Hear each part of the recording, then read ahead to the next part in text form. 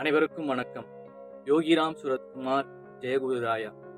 என்னுடைய குருநாதர் யோகிராம் சுரத்குமார் அவர்களை வணங்கி இந்த உரையை தொடங்குகிறேன்.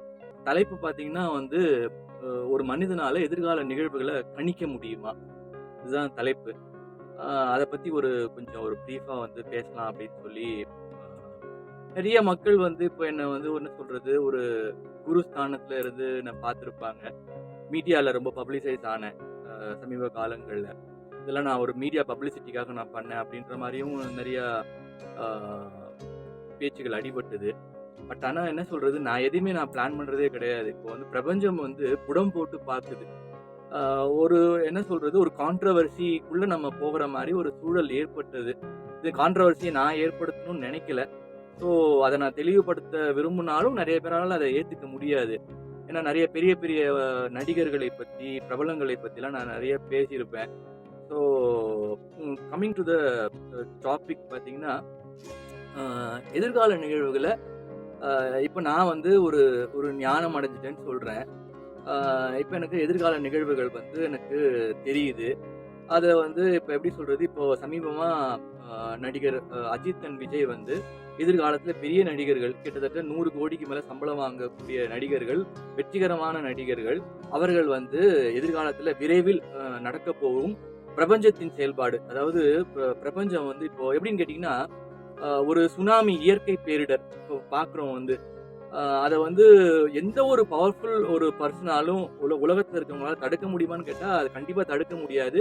அதை கணிக்கவும் முடியாது. அதை தடுக்கவும் முடியாது.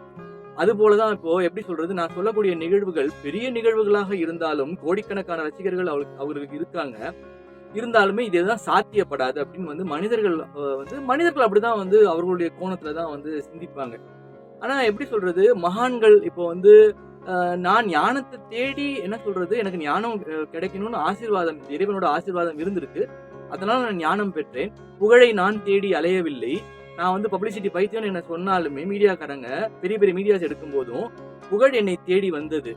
என்னுடைய ஆழ்மன பதிவுகள் மூலமாக இருக்கலாம். ஆனா இன்னைக்கு ஒரு கோணம் மாறி இருக்கு. ஒரு எவல்யூஷனரி சேஞ்ச் நடைபெற்று இருக்கு. எனக்கு இன்னும் எத்தனையோ மனிதர்கள் சந்திச்சிருக்காங்க. எவ்வளவோ பிரச்சனைகள்லாம் நான் நிறைய ஹேண்டில் பண்ணியிருக்கேன். பெரிய பெரிய ப்ரோக்ராம்ஸ் கண்டக்ட் பண்ணியிருக்கேன். நிறைய பேருக்கு நான் தீட்சை கொடுத்துருக்கேன். இருந்தாலும் என்ன சொல்றது, இப்போ இந்த நிகழ்வுகளை நீங்க மனிதர்களாக இருக்கக்கூடியவங்க இதை நடைபெறும் செயல்பாடு மூலமாக தான் நீங்க அதை நம்பவே செய்வீங்க. அது உங்களை நான் குறைய சொல்ல மாட்டேன். இப்போ ஒன்றும் கிடையாது. ஏக்நாத் ஷிண்டே நீங்க மகாராஷ்டிராவோட சீஃப் மினிஸ்டரா இருக்காரு. ஒரு சாதாரண அவருடைய பின்புலம் என்னன்னு பாத்தீங்கன்னா, ஒரு சாதாரண ஆட்டோ டிரைவர். அதுதான் பின்புலம். ஆட்டோ டிரைவரா இருந்தவர் இன்னைக்கு மகாராஷ்டிரா மாநிலத்துக்கு, மும்பைக்கு அவர் சீஃப் மினிஸ்டர் ஆகக்கூடிய ஒரு வல்லமையை யார் ஏற்படுத்தினா, அந்த இறைவன், அந்த பிரபஞ்ச சக்தி ஏற்படுத்துச்சு. ஸோ என்ன சொல்றது, அப்போ நான் ஒருத்தர் திடீர்னு ஒரு அரசியல் பிரவேசமாக ஒரு ஆன்மீக பின்புலம் கொண்டவர் இந்த திராவிட கட்சிகளை தாண்டி ஒருத்தர் வருவாரு, ஒரு அரசியல் அதிகாரத்துக்கு வருவார். அவர் ஆன்மீகம் சார்ந்து, ஆன்மீக பின்புலத்தோடு, ஆன்மீக பேரலுடையோர் அவர் தோன்றுவார். அவர் அந்த கட்சி மூன்றாவது கட்சியாக அந்த கட்சியில் திடீரென்று இணைக்கப்பட்டு மிகப்பெரிய ஒரு என்ன சொல்றது, ஒரு மக்களுடைய ஒரு அதீத ஒரு அட்டென்ஷன் அவருக்கு ஏற்படும். அதற்கு காரணம் பிரபஞ்சத்தோட செயல்பாடு. அவர் அதிகாரத்துக்கு வருவதன் மூலமாக பல கெடுபிடிகள், அதாவது கேளிக்கை சார்ந்து பல கெடுபிடிகளை ஏற்படுத்துவதன் மூலமாக இந்த நடிகர்கள் இந்த மாதிரி விலகுவாங்க அப்படின்னு நான் சொல்லியிருக்கேன். அப்போ இது எப்படி ஒரு இப்ப எப்படி நம்ம மகான்களை நம்ம உடனே ஏத்துக்கிட்டோமா? இப்போ என்னையே உடனே ஏத்துக்கிட்டு இருப்பாங்களா? இப்போ நிறைய பேர் உன்னை குருவா ஏத்துக்கிட்டேன், நீ என்ன இப்படி பேசுற அப்படிலாம் நிறைய பேர் எனக்கு நிறைய மெசேஜ் அனுப்பிச்சிருப்பாங்க. ஆனா நான் தொன்று தொட்டு இதை ஆரம்பிக்கணும்னு இல்லை. இது இப்போ எனக்கு ஒரு இடப்பட்ட விதி. நான் இதைதான் நான் எனக்கு விரும்பல. இருந்தாலும் எனக்கு இந்த விஷயம் கிடைக்கணும் அப்படின்னு இருந்ததுன்னா, நான் வேண்டான்னு சொன்னாலும் அது எனக்கு கிடைச்சுதான் ஆகும். அதாவது என்ன சொல்றது, இறைவன் கொடுப்பதை யாராலும் தடுக்க முடியாது, இறைவன் தடுப்பதை யாராலும் கொடுக்க முடியாது.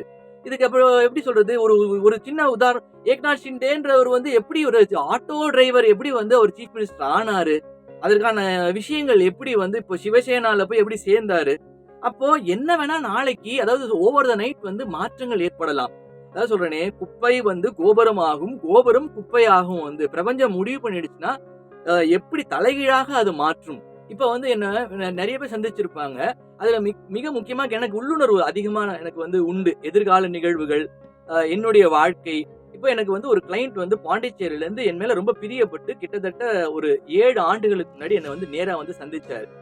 அவர் வந்து என் மேல ரொம்ப பிரியமுடையவர். அவரு ஒரு பெரிய தொழிலதிபர். பாண்டிச்சேரியிலருந்து இப்போ பூர்வீகம் ராஜஸ்தான். அவருடைய புரோகிராம்ஸ் அவருடைய ஒரு பெரிய ஒரு மீட்டிங்லாம் நான் வந்து போய் ஒரு பெரிய ஸ்டார் ஹோட்டல்லலாம் நான் போய் பேசியிருக்கேன்.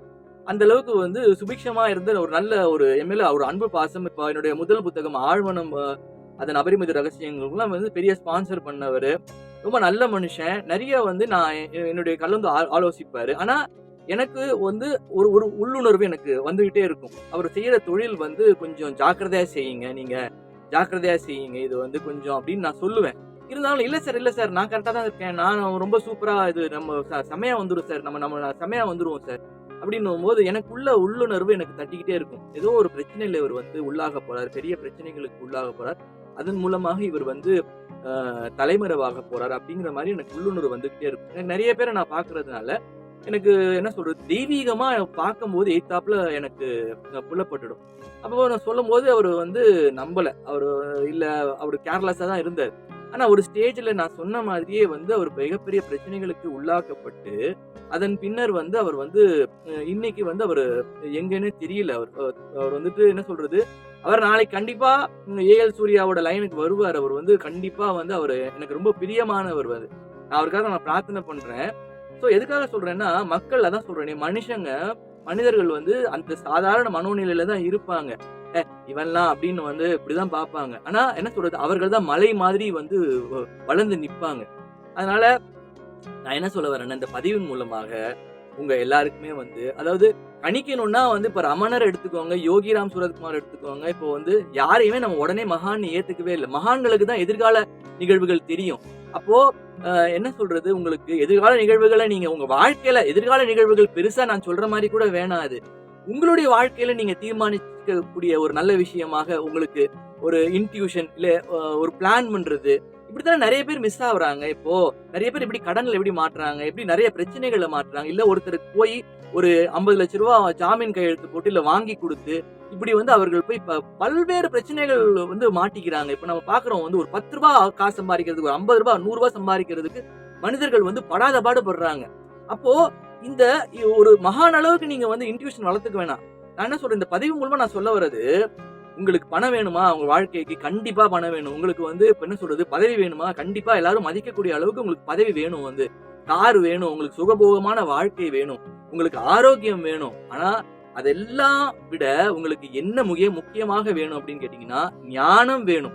உங்களுக்கு மிக அதிமுக்கியமான விஷயம் ஞானம் வேணும். ஏன் ஞானம் வேணும்? ஞானம் இருந்தால் தான் இது எல்லாத்தையும் தக்க வச்சுக்கவே முடியும் வந்து. அதனால தான் ஞானம் இல்லாத காரணத்தினால் தான் என்ன சொல்றது, குதிரைக்கு கடிவாளம் போட்ட மாரி ஒரு ஃபோக்கஸ்டா இருக்கணும்னு சொல்லுவேன் வந்து. ஒரு ஒரு இது சொல்லுவாங்க. இப்ப என்ன சொல்றது, ஒரு சூத்திரதாரியா இருக்கணும். பிளான் பண்ணணும். அப்போ அந்த ஞானம் வந்து உங்க வாழ்க்கைக்கு பயன்படும். எதிர்கால நிகழ்வுகள் ஒரு தலைப்பா இருந்தா கூட, நீங்க அப்போ ஞானம் பெற்றவர்களே நீங்க அப்போ ஞானம் கிடைக்கணும். உங்களுக்கு வந்து ஒரு ஒரு ஒரு என்ன சொல்றது, டிவைன் இன்டெலிஜென்ஸ் உங்களுக்கு கிடைக்கணும் அப்படின்னா, ஞானமானவர்களோட நீங்க வந்து என்ன சொல்றது, அவர்களை போய் சந்திக்கக்கூடிய வாய்ப்புகளை ஏற்படுத்தி, நீங்க வந்து அவர்களுடைய ஆசீர்வாதம் வாங்கி, அந்த இடங்களுக்கு போயி, அந்த அந்த ஞானத்த வந்து பெறுவதற்கு நீங்க முயற்சிக்கணும். அப்போ தன்னால வந்து உங்களுடைய ஊழ்வினை வந்து கரைக்கப்பட்டு, மனிதன் ஏன் வந்து இப்போ ஏன் ரூ. 10 காசு சிரமப்படுறான்னா, ஊழ்வினை காரணமாக. அவன் போன ஜென்மத்துல என்ன செஞ்சான்? ஏன் 40 வயசு வரைக்கும் கல்யாணம் ஆகல? 39 வயசு வரைக்கும் கல்யாணம் ஆகல? ஃபோன் பண்றாங்க. இப்ப நல்ல அரசு பணியில வேலை செய்றாங்க. ஆனா, பார்க்க வெளிய நல்லா இருக்காங்க. ஆனா, உள்ளுக்குள்ள நெறைய பிரச்சனைகள் இருக்கு. ஆனா, ஏஎல் சூர்யாவுக்கு மட்டும் தான் அவங்க சொல்றாங்க, அந்த பிரச்சனை இருக்கு. ஒரு பெரிய அரசாங்க அதிகாரி. நான் இந்த மாரி ஒரு பிரச்சனையில இருக்கேன் அப்படின்னு சொல்றாங்க. அப்போ அதற்கு காரணம் என்ன? ஊழ்வினையின் காரணமாக.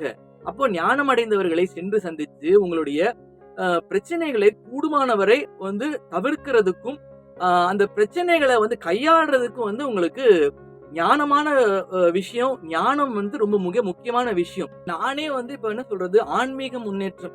இப்போ ஒரு 5 வருஷத்துக்கு முன்னாடி வேற மாரி இருந்திருப்பேன். இன்னைக்கு ஒரு தோற்றம் வந்து மாறி இருக்கும்.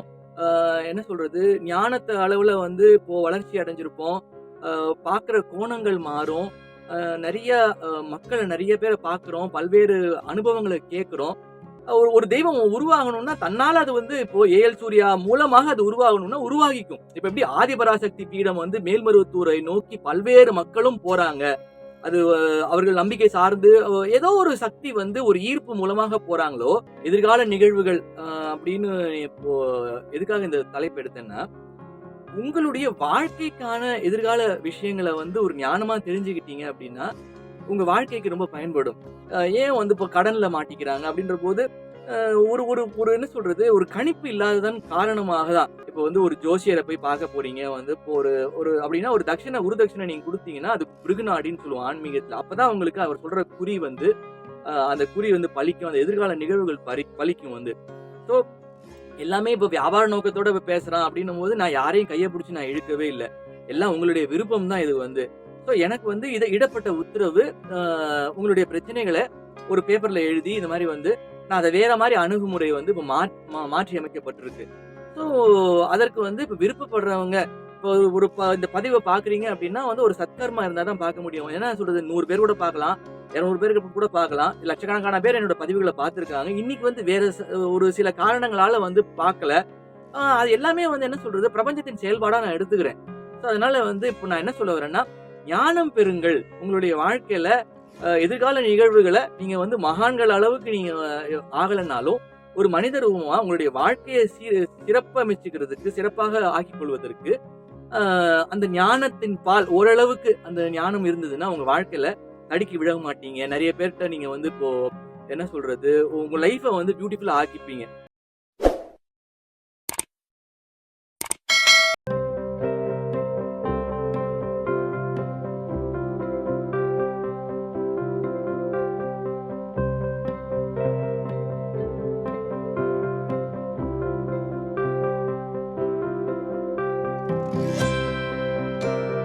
இதை போன்று மேலும் பல அபரிமிதங்களுடன் உங்களுக்கு ஆற்றலாகவும் நம்பிக்கை ஒளியாகவும் ஏஎல் சூர்யா. இந்த பதிவு உங்களுக்கு பிடித்திருக்கும் பட்சத்தில் இதனை உங்கள் நண்பர்களுக்கும் நல் உறவுகளுக்கும் பகிர்ந்து அவர்கள் வாழ்வை ஒளிரச் செய்து பிரபஞ்சத்தின் ஆசீர்வாதங்களை அபரிமிதங்களாக